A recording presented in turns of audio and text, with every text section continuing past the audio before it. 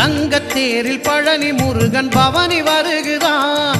நம்பினோர்க்கு நன்மை எல்லாம் நாளும் தருகிறான். ஆண்டிக்கோலம் பூண்டவன் இன்று உலகை ஆள்கிறான். ஆண்டிக்கோலம் பூண்டவன் இன்று உலகை ஆள்கிறான்.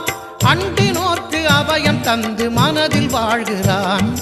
அண்டினோர்க்கு அபயம் தந்து மனதில் வாழ்கிறான். மனதில் வாழ்கிறான்.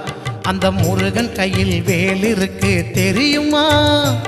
அது முன்வினையை அகற்றிவிடும் புரியுமா? வேலை வணங்கி வந்தால் கிடைக்கும் பலன் கொஞ்சமா? தாளை பணிந்து விட்டால் விதியும் நம்மை மிஞ்சுமா? அந்த முருகன் கையில் வேல் இருக்கு தெரியுமா?